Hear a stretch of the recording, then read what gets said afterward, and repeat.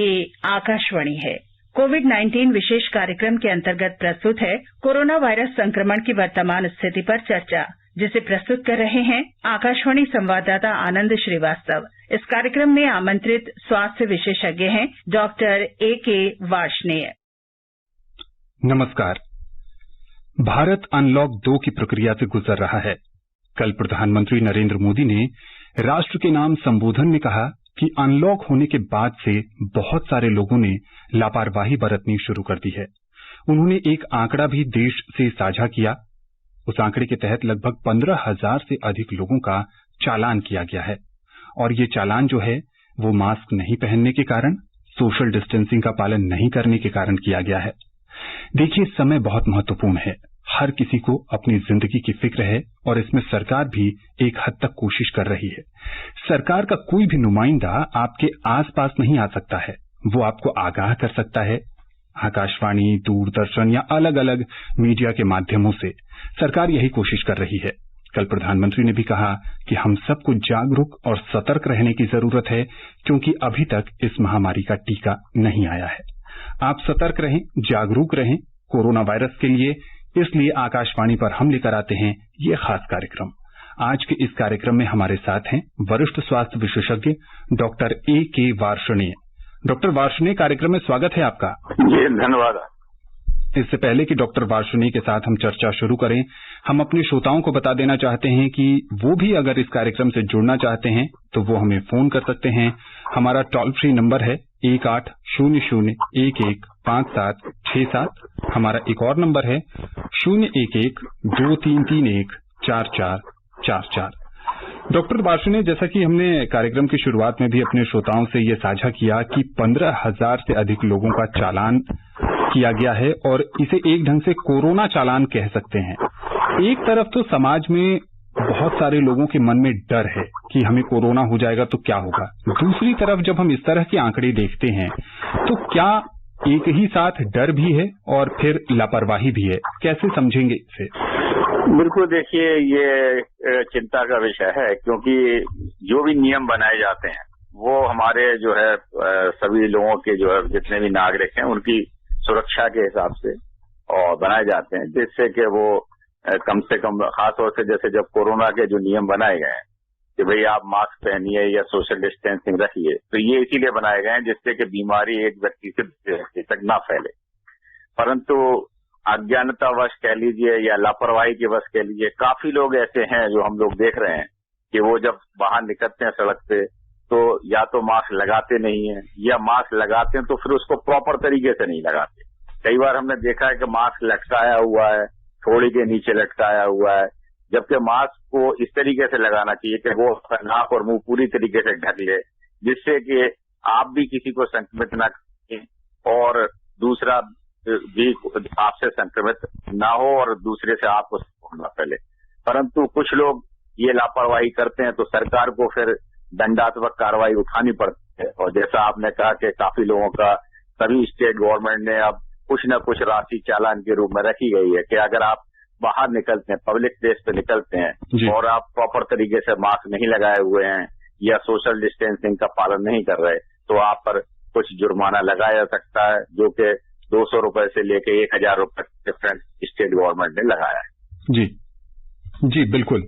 Doctor Varshney, एक खबर ये भी राजधानी दिल्ली से आई कि आज से प्लाज्मा बैंक ने काम करना शुरू कर दिया है।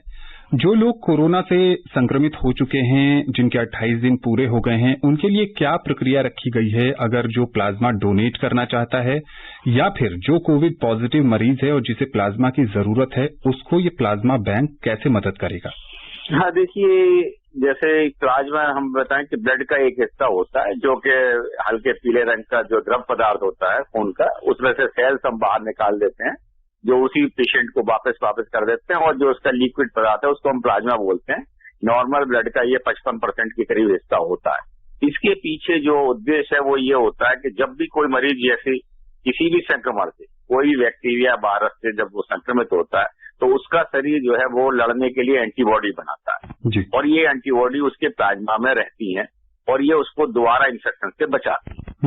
अगर आज कोई व्यक्ति संक्रमित होता है तो एंटीबॉडी बनने में 7 से लेकर 15 दिन तक लग जाते हैं जी। और उस बीच में पेशेंट की कंडीशन कई बार बहुत सीरियस हो जाती है। अगर हम कोई ऐसा व्यक्ति जिसको पहले इन्फेक्शन हो चुका है, जो इन्फेक्शन से पूर्ण रूप से ठीक हो गया है, अगर 2 हफ्ते के बाद पूर्ण रूप से ठीक होने के 2 हफ्ते से 3 हफ्ते के बाद वो प्लाज्मा देने के लिए अगर तैयार होता है तो उसका प्लाज्मा में चूंकि वो एंटीबॉडी होते हैं, और जब हम किसी बीमार व्यक्ति को जो स्टेज 2 में होता है, जिसको ऑक्सीजन की लेवल कम हो जाता है, उस पर अगर हम चढ़ाते हैं तो वो जो उसके शरीर में जो एंटीजन, जो हम वायरस है हमारा, जिसको हम एंटीजन बोलते हैं, तो ये एंटीबॉडी उसके एंटीजन को न्यूट्रलाइज कर देते हैं और वो पेशेंट की रिकवरी हो जाती है।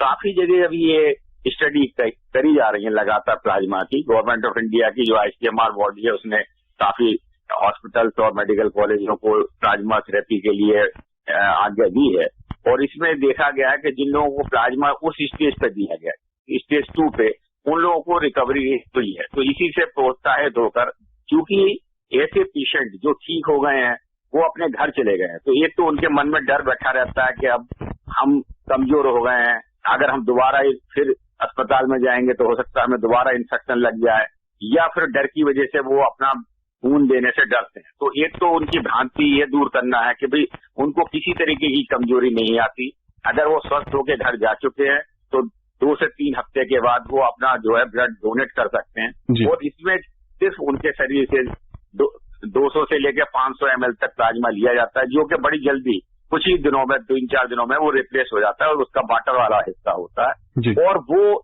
ये मान के चलें कि चूंकि अब वो स्वस्थ होके आ गए, तो वो किसी व्यक्ति को जो दूसरा प्रभावित हो गया उसके जीवन को बचाने में मदद कर सकते हैं, क्योंकि वो लोग एक जगह ऑर्गेनाइज नहीं हो पा रहे थे। तो दिल्ली गवर्नमेंट ने अभी ये फैसले लिया है कि दिल्ली सरकार का एक अस्पताल institute of liver and biliary sciences है, उसको उन्होंने प्लाज्मा बैंक के लिए निश्चित किया, जहाँ पे ये होता है कि जो भी पेशेंट है, अभी वो एक हेल्पलाइन नंबर देंगे, कोई भी पेशेंट जो है उस हेल्पलाइन नंबर पे अगर जो इच्छुक है जो ब्लड प्लाज्मा देने के लिए, जो रिकवर हो चुका बीमारी से, वो वहाँ पे करेगा, तो गवर्नमेंट उनको फैसिलिटेट करेगी उसको घर से ले जाने के लिए। वहाँ पे प्लाज्मा डोनेट करने के बाद उसको घर पहुंचाने की सारी जिम्मेदारी सरकार लेगी। एक जगह प्लाज्मा इकट्ठा होने से होगा कि फिर कोई भी अस्पताल में जब मरीज जाता है उसको चूंकि तुरंत प्लाज्मा नहीं मिल पाता, तो उस अस्पताल के डॉक्टर अगर वो ये डिसाइड करते हैं कि इस पेशेंट को प्लाज्मा की जरूरत है, तो वो फिर ये प्लाज्मा बैंक से कांटेक्ट करेंगे और प्लाज्मा बैंक से वो उस ग्रुप का, जिस ग्रुप का मरीज है उस ग्रुप का प्लाज्मा ले सकेंगे। तो इस तरीके से एक कोऑर्डिनेशन हो जाएगा, एक जगह ये चीज आ जाएगी। तो ये एक अच्छी मतलब चीज है जो सरकार ने की है और इससे लोगों को फायदा मिलना चाहिए। जी बिल्कुल। डॉक्टर वार्ष्णेय, यहाँ एक चीज आपसे और समझने की कोशिश करेंगे कि स्वास्थ्य मंत्रालय जो है वो सुबह 8-9 बजे पिछले 24 घंटे के आंकड़े जारी करता है। उन आंकड़ों को देखकर बहुत सारे श्रोताओं के मन में एक सवाल है कि क्या स्थिति नियंत्रण में है, नियंत्रण से बाहर हो गई है, आने वाले समय में समस्या और बढ़ रही है, क्या स्थिति है? देखिए, अगर हम इंटरनेशनल कंपेयर करें, मतलब विदेशों से अपनी बात, चूंकि ये बीमारी देखिए अब महामारी है और लगभग संसार के हर देश में ये बीमारी है। तो अगर हम बड़े बड़े देशों की बात करें जिसमें सबसे ज्यादा अमेरिका है, इंग्लैंड है, इटली है, स्पेन है या फ्रांस है, बहुत से है, या इवन ब्राजील वगैरह जैसे बहुत से देश हैं, तो उस हिसाब से तो हमारी महामारी काफी हद तक कंट्रोल में है। लेकिन और हमारी मृत्यु दर भी जो है लगभग 3% से नीचे है, जबकि और जगह मृत्यु दर 6% से ज्यादा आ रही है। तो ये तो एक अच्छी मतलब कह सकते हैं कि बात है, लेकिन इसका ये मतलब नहीं है कि हमको कंप्लेसेंट हो जाना है या हमको लापरवाही करनी है, क्योंकि अगर जरा सी भी हमने लापरवाही करी तो ये बीमारी को देखिए फैलते हुए टाइम नहीं लगेगा। और चूंकि हमारे देश की जनसंख्या बहुत ज्यादा है, तो जब जनसंख्या बहुत ज्यादा है और अगर सभी लोगों ने लापरवाही करी तो जो केस अभी हमें कम दिखाई दे रहे हैं वो कुछ ही समय में बहुत ज्यादा केस हो सकते हैं। तो इसीलिए बार बार सरकार कह रही है कि बिल्कुल लापरवाही की जरूरत नहीं है। अब इसमें चूंकि सरकार का रोल देखिए एक आपको एजुकेट करने का है, डॉक्टरों का भी हम लोगों का रोल एजुकेट करना है, क्योंकि ये इंडिविजुअल हर नागरिक का कर्तव्य है कि वो उस नियम का पालन करे। इसीलिए बार बार हम लोग कह रहे हैं कि भाई जब भी आप घर से बाहर निकलें तो ये मान के चलिए कि कोई भी व्यक्ति संक्रमित हो सकता है और आपको उससे इन्फेक्शन लग सकता है। इसलिए आप अपने चेहरे पर मास्क लगा के निकलिए। दूसरा व्यक्ति आपके सामने आ रहा है, अगर वो मास्क लगाए हुए तो अच्छा है, नहीं है तो उसको प्रेरित करिए कि वो मास्क लगाए, जिससे कि आपकी अपनी सुरक्षा भी हो, दूसरे की भी सुरक्षा हो, जहां तक पॉसिबल हो। अगर आप एक दूसरे के कांटेक्ट में से थोड़ा दूर रह सकते हैं। कम से कम 6 फीट ना हो तो 3 फीट से ज्यादा की दूरी जरूर बना के रखिए, जिससे अगर ये 2 चीजें हम करेंगे तो काफी हद तक हम संक्रमण को रोक सकेंगे।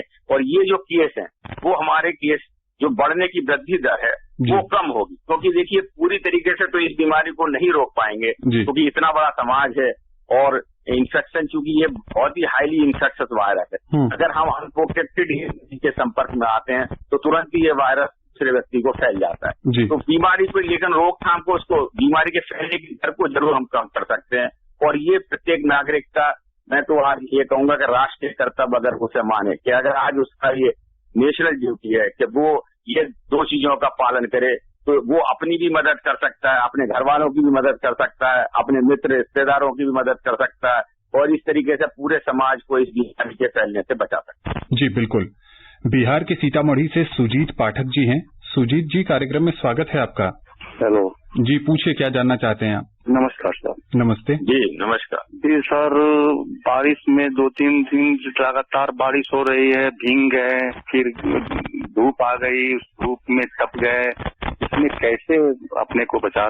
देखिए ये बिल्कुल, अब आपने एक बहुत ही अच्छा एक सवाल उठाया है कि भाई देखिए अब बारिश का मौसम है, इस समय कुछ चल रहा है या और आगे आएगी, और इस तरीके से वायरस में तो हर साल ही हम देखते हैं कि लोग भीग जाते हैं, या वायरस में और भी इन्फेक्शन जो है, सांस के जैसे गले के इन्फेक्शन है, सर्दी जुकाम हो जाता है, और उसके लक्षण भी उसी तरीके के, आपका गले में दर्द हो रहा है, जुकाम हो रहा है, खांसी हो रही है, बुखार हो रहा है, जो लक्षण एक सिंपल फ्लू के हो सकते हैं, और वो कोरोना के भी लक्षण लगभग उसी जैसे होते हैं। और इस समय चूंकि कोरोना की महामारी चल रही, तो ये कहना बड़ा मुश्किल होगा कि ये सामान्य फ्लू है, कोरोना है।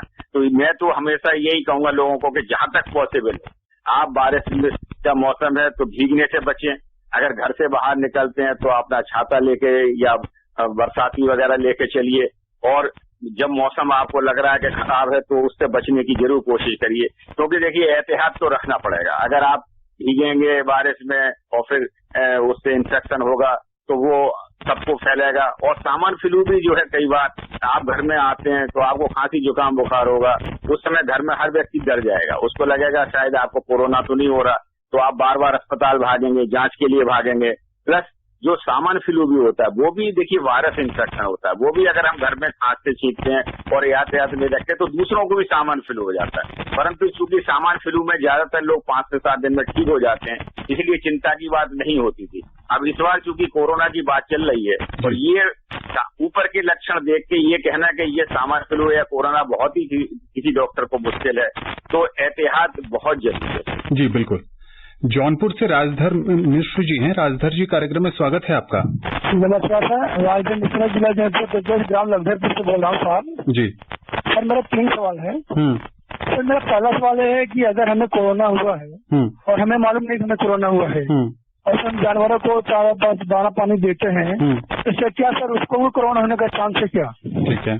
और सर, मेरा दूसरा सवाल यह है कि अभी तक सबका जो ह्यूमन टेस्ट हो रहा है वैक्सीन का, सर कब तक मार्केट में वैक्सीन आ जाएगी? जी।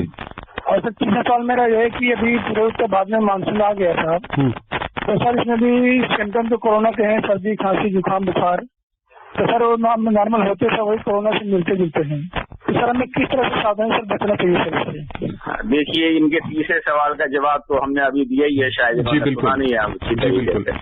जहाँ तक ये सवाल है कि भाई कोरोना की वैक्सीन कब आएगी, तो ये वैक्सीन देखिए कई देश वैक्सीन पे काम कर रहे हैं। अमेरिका भी काम कर रहा है, इंग्लैंड भी काम कर रहा है, और हमारे देश में भी जो है भारत बायोटेक नाम की एक हैदराबाद की कंपनी है, जिसमें हमारे ICMR जो गवर्नमेंट की बॉडी है और नेशनल इंस्टीट्यूट ऑफ वायरोलॉजी जो कि सरकारी संस्था है पूना में, उनसे मिलके जो है एक वैक्सीन बनाने की बात करी है, जिसका नाम कोवैक्सीन रखा गया है। आज उसकी जो एनिमल्स की ट्रायल है वो सक्सेसफुल हो गई हैं, और उसके बाद ह्यूमन ट्रायल्स होती हैं, जिसको हम ह्यूमन ट्रायल फेज 1 और फेज 2 है। तो भारत की सरकार ने जो है फेज 1 फेज 2 के लिए ट्रायल के लिए उनको परमिशन दे दी है।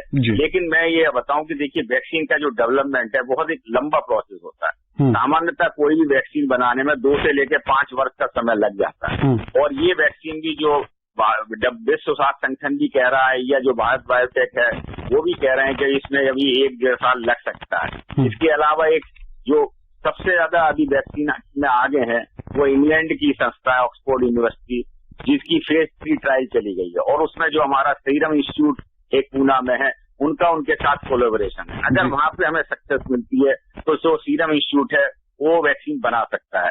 तो हम सारा पूरा संसार इसी बात की उम्मीद में लगा है कि जल्दी से जल्दी कोई वैक्सीन आ जाए जिससे कि लोगों का बचाव हो सके, परंतु कितने दिन में आएगी ये अभी किसी के लिए कहना मुश्किल है। हो सकता है अर्लीस्ट से अर्लीस्ट भी जो है 6 महीने लग जाएंगे, परंतु ज्यादा समय भी लग सकता है।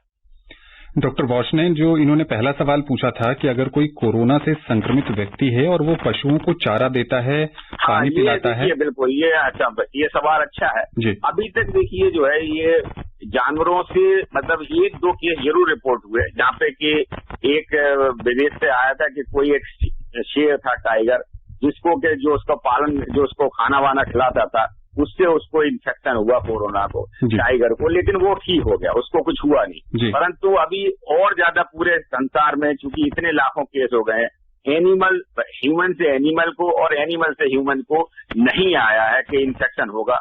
हालांकि जो शुरुआत हुई थी वुहान प्रांत में जो शुरू हुई थी वो ये माना गया था कि जो वायरस है वो एक एनिमल से, शायद चमगादड़ से या स्नेक से वो वायरस जंप करके ह्यूमन पे आया, लेकिन उसके बाद से जो है लगातार ये ह्यूमन से ह्यूमन ट्रांसमिशन हो रहा है, एनिमल से या किसी भी तरीके के खाद्य पदार्थ से अभी इस संक्रमण की कोई जानकारी कहीं पे भी नहीं। जी, जम्मू के पुंछ से खालिद मोहम्मद जी हैं। खालिद जी, कार्यक्रम में स्वागत है आपका। खालिद जी, आप हमें सुन पा रहे हैं? आप अपना सवाल पूछिए। जी जी जी जी, क्या जानना चाहते हैं आप? सर, हम ये जानना चाहते हैं सर, हमें कोरोना वायरस में इसमें क्या कोरोना वायरस से बचने के लिए? एक बार फिर से अपना सवाल दोहराएं। जी सर, एक बार फिर से अपना सवाल दोहराइए। बीमारी से बचने के लिए कौन कौन से त्याग हमें कोरोना से बचने के लिए क्या सावधानी बरतें? जी डॉक्टर वार्ष्णेय। सावधानी तो हमने बहुत ही, ये तो मेरे ख्याल में चर्चा जब से कोरोना आया है तब से ही आया है जी। और सबसे बड़ी जो है बचाव, हमारे माननीय प्रधानमंत्री जी ने भी कम से कम कितनी बार अपने रेडियो और टेलीविजन के माध्यम से भी बोला है, सारे डॉक्टर, सारे अखबार सभी बता रहे हैं कि बचाव का ये 2 ही साधन है बचाव के। सबसे बड़ा तो ये है कि आप अपने चेहरे पर मास्क लगा के रखिए जब भी आप घर से बाहर निकलते हैं, और सामाजिक दूरी जिसको हम बोलते हैं कि भाई करीब 6 फीट की दूरी अगर बना सकते हैं तो बहुत अच्छी बात है, परंतु किसी भी कीमत पर 1 मीटर या 3 फीट की दूरी तो जरूर होनी चाहिए, जिससे कि संक्रमण एक व्यक्ति से दूसरे व्यक्ति तक ना फैले। तीसरे ये है कि जब बाहर आप जाते हैं और आपको लगता है कि भाई आपके हाथ भी संक्रमित हो सकते हैं किसी वस्तु से, तो अच्छी तरीके से जब घर आके अपने साबुन से और पानी से 20 सेकंड तक अपने हाथ धो लें। अगर बाहर आपको लगता है कि भाई हाथ गंदे हो गए हैं और वहां साबुन वगैरह उपलब्ध नहीं है, तो आप एक एल्कोहल बेस्ड सैनिटाइजर जिसमें 60-70% से ज्यादा एल्कोहल है, उससे अपने हाथों को साफ कर सकते हैं। तीसरा मैं एक चीज जरूर बताऊंगा कि देखिए जो वायरस है वो सिर्फ आपके नाक, मुंह और आंख 3 ही जगह से आपके शरीर में प्रवेश कर सकता है, तो ये तीनों जगहों को हमें बचाना है। तो नाक और मुंह तो हमारा जब मास्क हम लगा लेते हैं तो बच जाता है। चेहरे पे, आंखों पे आप अपना कोई चश्मा वगैरह भी लगा सकते हैं, अगर आप नॉर्मल कोई चश्मा पहनते हैं, या अपना जो है धूप का चश्मा लगा सकते हैं। लेकिन अगर नहीं भी, कई बार फेस शील्ड बहुत से लोग लगाते हैं, फेस शील्ड भी पहन सकते हैं। फिर भी अगर कुछ भी नहीं है तो आपको कभी भी अपने गंदे हाथों से आपने नाक, मुंह और आंख को नहीं छूना है। नाक, मुंह और आंख पे जब भी आप हाथ लगाइए, जब आप अपने हाथों को अच्छी तरीके से 20 सेकंड तक साबुन से, अच्छी तरीके से साबुन पानी से धो लिया। जी बिल्कुल। रामपुर से राशिद जी हैं। राशिद जी, कार्यक्रम में स्वागत है आपका। मैं ये कह रहा हूँ सर, इसकी वैक्सीन तो बनने अब दोबारा लॉकडाउन लग रहा है, इसमें कैसे सावधानी बरतनी होगी? डॉक्टर वार्ष्णेय ये जानना चाह रहे हैं कि अभी वैक्सीन बनी नहीं है और भारत के बहुत सारे कुछ राज्य ऐसे हैं जैसे पश्चिम बंगाल है, महाराष्ट्र है, वहाँ लॉकडाउन को बढ़ा दिया गया है। ऐसे में पूरे देश की स्थिति क्या है और क्या सावधानी बरतनी है?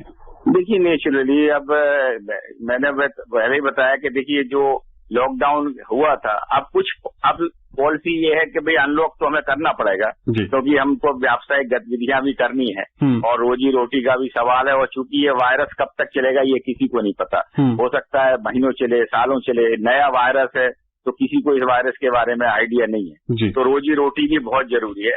लेकिन सावधानियां जो हम बार बार कह रहे हैं कि अगर सिर्फ 2 सावधानियां रखेंगे तो आप अपनी इकोनॉमिक एक्टिविटी या कोई भी एक्टिविटी, अगर ऑफिस में भी काम कर सकते हैं, कहीं भी काम कर सकते हैं, वो सारी एक्टिविटी आप कर सकते हैं। हाँ, ये जरूर है कि जिस पॉकेट्स में बहुत ज्यादा मरीज हैं उनको हम कंटेनमेंट जोन बोलते हैं, रेड जोन बोलते हैं, जहां से लगातार मरीज आ रहा है, उस चीज के लिए जरूर हर स्टेट गवर्नमेंट को एक अपना जो है अपने हिसाब से डिसीजन लेना है। तो उस पर्टिकुलर मोहल्ले को, गली को, जहां पे लगातार केस आ रहे हैं, उसको लॉकडाउन एक तरीके से पूरी तरीके से बंद कर सकते हैं, या किसी घर में है, मान लीजिए एक घर में है, एक टावर में है, तो उस टावर को सील कर सकते हैं, घर को सील कर सकते हैं, जिससे कि इन्फेक्शन एक से दूसरे व्यक्ति को ना फैले। इस तरीके से ही करके, दोनों चीजें करके, कि जहां पे इन्फेक्शन हमें पता है, इसके अलावा कॉन्टैक्ट ट्रेसिंग होती है। जैसे अगर एक घर में कोई व्यक्ति संक्रमित है तो उसके जो घर के मेंबर हैं उनकी जांच करके, या मोहल्ले में है तो जो आसपास रहने वाले हैं उनकी जांच करके, तो इस तरीके से करके ज्यादा से ज्यादा लोगों को हम ये पता कर सकें किसी को इन्फेक्शन तो नहीं फैल गया। क्योंकि कई बार देखिए इस बीमारी में बहुत से एसिम्प्टोमेटिक पेशेंट होते हैं या प्री सिम्प्टोमेटिक होते हैं। इसका मतलब ये होता है कि जब हमको कोई वायरस किसी को लगा तो वो वायरस 3 से लेकर 5 दिन तक उसके गले में रहता है और उसमें डेवलप करता है। उस स्टेज में उसको कोई भी लक्षण नहीं होता, परंतु वायरस उसके गले में है। अगर वो उस समय उसको खांसी और बुखार तो नहीं है, ठीक है नहीं, लेकिन जब वो बोलता है तो बोलने में भी उसके मुंह से छोटी छोटी ड्रॉपलेट निकलती हैं, उनमें वायरस हो सकता है और वो वायरस दूसरे को संक्रमित कर सकता है। क्योंकि वो व्यक्ति को ये नहीं पता कि मेरे को इन्फेक्शन है, तो वो सावधानी नहीं रखता, वो अपने चेहरे पे मास्क नहीं लगाता। दूसरा व्यक्ति भी जो उसके संपर्क में आ रहा है वो भी सोच रहा है कि इसको चूंकि कोई लक्षण नहीं है, तो वो भी मास्क नहीं लगाता। और यही वो स्टेज होती है कि जब एक से दूसरे को इन्फेक्शन फैलते हैं, तो इसको हम एसिम्प्टोमेटिक या प्री सिम्प्टोमेटिक, और इस तरीके के जो मरीज हैं वो 30 से 40% तक हो सकते हैं। इसलिए बार बार कह रहे हैं कि आपको अगर कोई भी लक्षण नहीं है, चाहे किसी को भी कोई लक्षण नहीं, सिर्फ आप अपने घर में, जहां आपके फैमिली मेंबर हैं, जहां आपको लगता है कि सब लोग स्वस्थ हैं, किसी को, वहां तो आप घर में रह सकते हैं बिना मास्क लगाए। लेकिन घर के बाहर जैसे आप निकलते हैं, ये मान के चलिए कि हर व्यक्ति, चाहे उसको लक्षण हो या ना हो, उसको संक्रमण हो सकता है। तो फिर अगर हर आदमी अपना बचाव करेगा, हर आदमी अपने चेहरे पे मास्क लगा के रखेगा और एक दूरी बना के रखेगा जो जितनी पॉसिबल हो सकती है, तो फिर वो संक्रमण एक दूसरे से कभी नहीं फैलेगा। इसके अलावा कॉन्टैक्ट ट्रेसिंग, कंटेनमेंट जोन में लोगों को रोक के, इस तरीके से, ये सारी तरीके से जब हम काम करेंगे, जब तक कोई एंटीवायरल दवा ना आ जाए या कोई वैक्सीन ना आए। जी बिल्कुल। भिवानी से प्रमोद जी हैं। प्रमोद जी, कार्यक्रम में स्वागत है आपका। हेलो जी, हाँ जी, नमस्कार जी। नमस्ते। मेरा एक क्वेश्चन है जी, ये घरों में जी 2-4 दिन में कोई दोस्त आ गया, कोई रिश्तेदार आ गया बिना बुलाए, है जी, तो उनसे बातें भी करो, उनकी हाजिरी भी लगाओ, तो क्या सावधानी बरते जी आने पर, उनके जाने के बाद भी, और हवा में कितनी घंटे रहता है जी ये वायरस, ये क्वेश्चन है जी। डॉक्टर, पहला सवाल इन्होंने क्या कहा? इन्होंने कहा कि अगर दोस्त या रिश्तेदार बिना बुलाए घर पर आ जाते हैं जी, और उनसे हाथ भी नहीं मिलाना है। हाँ, देखिए, नमस्कार, बहुत अच्छा सवाल इन्होंने किया है कि अगर दोस्त और रिश्तेदार घर पे आ जाते हैं, तो पहली बात तो ये है कि आज के जमाने में ज्यादातर लोग जो है वो सूचना देके या करके आते हैं। फिर भी उनको भी, अगर कोई घर में आपके आता है तो उसको कहिए कि भाई आप मास्क लगा के रहिए, मास्क लगा के आइए, और वो जब तक आपके घर में रहते हैं वो मास्क लगा के रहें, और आप भी घर में मास्क लगा के रहें। और अगर पॉसिबल है तो घर में भी आप 3, 4, 5, 6 फीट की जो भी दूरी है, जैसे कोई एक व्यक्ति सामने बैठ गया, अगर और बहुत ही आवश्यक हो तभी एक दूसरे से मिलें। क्योंकि देखिए अभी ये नहीं पता हमें कि किसको इन्फेक्शन हो सकता है या नहीं हो सकता। हाँ, ये जरूर है कि जिसको अगर खांसी जुकाम बुखार है वो तो बिल्कुल ही ना निकले, अपने को बिल्कुल अलग कर ले, चाहे वो घर के भीतर हो या अपने ऑफिस में हो, वो ऑफिस में ना जाए, घर में ना जाए। और अगर उसको जरा भी डर लगता है तो तुरंत ही जो है सरकार की हेल्पलाइन पे अपना डायल करे और वहां से आवश्यक जानकारी मिल जाएगी, तो उसको तुरंत टेस्टिंग की जरूरत है या नहीं। वरना पैसिव पे जिनको लोगों को, जैसे आजकल हम एसिम्प्टोमेटिक में भी सरकार एंटीबॉडी टेस्ट कर रही है, तो ये एंटीबॉडी टेस्ट का मतलब ये होता है कि आपको इन्फेक्शन हो गया है लेकिन आपको नहीं पता, तो वो हम ब्लड से एंटीबॉडी करते हैं। अगर वो ब्लड में आपकी एंटीबॉडी आ जाती है पॉजिटिव, तो इसका मतलब है कि आपको इन्फेक्शन हो गया, लेकिन वो सब क्लिनिकल था, वो बहुत हल्के से लक्षण थे या नहीं भी थे, और उसमें आपके शरीर में जो है इम्यूनिटी डेवलप हो गई है। तो इससे भी हमें ये पता लगता है कि समाज में कितना ये इन्फेक्शन फैल रहा है। तो कई तरीके होते हैं जानने के, कि जो हमारा एक नॉर्मल RT-PCR जो स्टैंडर्ड टेस्ट होता है वो करते हैं, या एक रैपिड एंटीजन टेस्ट आता है उससे भी हम जानकारी करते हैं, या एंटीबॉडी टेस्ट होता है उससे भी। तो ये तो डॉक्टर ही डिसाइड करेंगे, क्योंकि ये मेडिकल की भाषा है जो एक नॉर्मल व्यक्ति को समझ में नहीं आ पाएंगे। इससे पहले कि अगले कॉलर पे चले, उनका दूसरा सवाल था कि हवा में ये वायरस कितनी देर तक रहता है? हाँ, देखिए, जो हवा में ये वायरस रह सकता है कुछ घंटों तक रह सकता है। ड्रॉपलेट की ज्यादातर ये ड्रॉपलेट क्या होता है, चूंकि वायरस बहुत हल्का होता है, लेकिन ये ड्रॉपलेट चूंकि पानी की बूंदों के होता है तो बड़ी जल्दी ये नीचे गिर जाता है।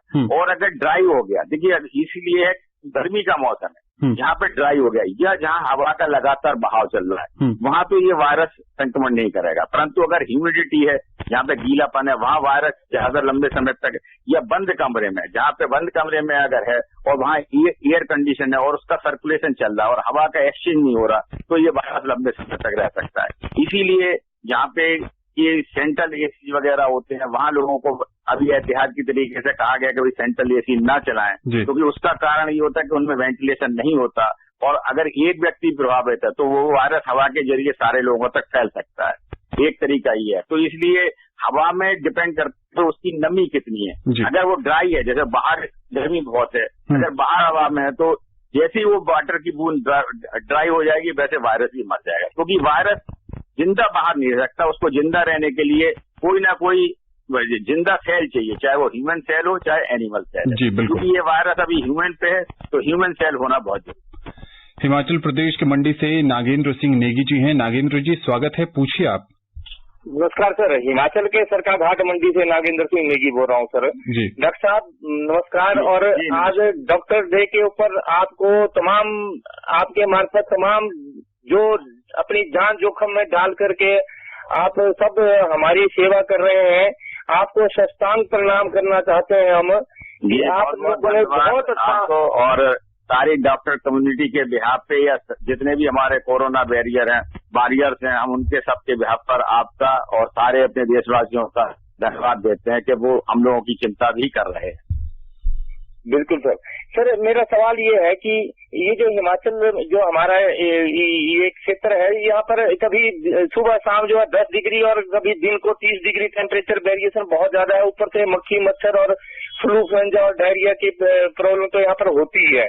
तो हम, जैसे मेरे घर में 80-85 वर्ष के मेरे माता पिता हैं, तो क्या इनको घर में ऑक्सीजन के सिलेंडर और दूसरी लाइफ सेविंग ड्रग्स का इंतजाम अगर कर लें और थोड़ी सी ट्रेनिंग ले लें तो ये कहाँ तक वाजिब रहेगा? और बाबा रामदेव की जो कोरोनिल जो एक दवाई है वो क्या लाइफ सेविंग ड्रग के रूप में काम कर सकती है? डॉक्टर वार्ष्णेय, कार्यक्रम में सिर्फ 30 सेकंड का समय है, बहुत मैं यही कहूंगा कि घर में भी कोई भी बुजुर्ग है और जिनको कोमोर्बिडिटीज है, जिनको डायबिटीज है, उनको बहुत एहतियात है कि वो घर में अलग रहें और किसी भी संक्रमित व्यक्ति के संपर्क में ना आए। अगर बाहर जरूरी भी है बहुत तो हमेशा मास्क लगा के रखें। और जहां तक देखिए घर में इलाज का सवाल है, वो बिना किसी डॉक्टर की सलाह के खुद ना करें, क्योंकि उससे नुकसान भी हो सकता है। जी, डॉक्टर वार्ष्णेय, आकाशवाणी के इस खास कार्यक्रम से जुड़ने के लिए और विशेषज्ञ राय साझा करने के लिए आपका बहुत बहुत शुक्रिया। जी धन्यवाद। तो देखिए, जैसा कि हमारे श्रोता पूछ रहे थे आयुर्वेद की एक खास औषधि के बारे में, तो हम आपको बता दें कि आयुष मंत्रालय या भारत सरकार की ओर से जब तक आपको प्रमाणिक तौर पर किसी दवाई के बारे में जानकारी नहीं दी जा सकती है, तब तक उस पर आप विश्वास न करें। आप स्वस्थ रहें, सरकारी दिशा निर्देशों का पालन करें, जहां तक संभव हो सके घर पर ही रहें, खुशहाल रहें। नमस्कार। कोविड-19 विशेष कार्यक्रम के अंतर्गत अभी आप सुन रहे थे कोरोना वायरस संक्रमण की वर्तमान स्थिति पर चर्चा, जिसे प्रस्तुत कर रहे थे आकाशवाणी संवाददाता आनंद श्रीवास्तव। इस कार्यक्रम में आमंत्रित स्वास्थ्य विशेषज्ञ थे डॉक्टर A.K. वार्ष्णेय। ये कार्यक्रम आकाशवाणी के समाचार सेवा प्रभाग द्वारा प्रस्तुत किया गया। इसे आप हमारे mobile app news on AIR पर भी सुन सकते हैं। कार्यक्रम के संबंध में अपनी प्रतिक्रिया आप हमें ईमेल कर सकते हैं। हमारा पता है AIRNSDtalks@gmail.com। कार्यक्रम को दोबारा से सुनने के लिए लॉग ऑन करें हमारी वेबसाइट newsonair.com।